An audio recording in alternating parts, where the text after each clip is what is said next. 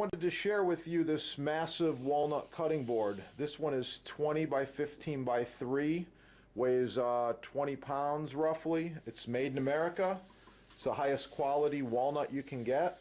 Walnut has a slight variation, light, dark, light, dark, light, dark, to utilize the whole board and the whole tree.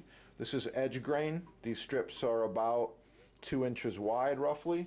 And this one's ready for some oil. So we're going to use this mineral oil that's got beeswax in there, and you just dribble it on, use a plastic bag, and rub it around.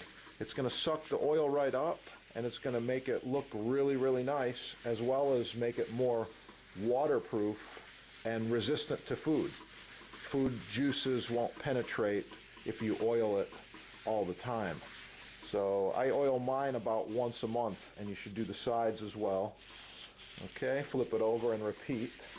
So just like this, that's it. Thanks for watching, and these are in stock at your sponsor, chefdepot.com.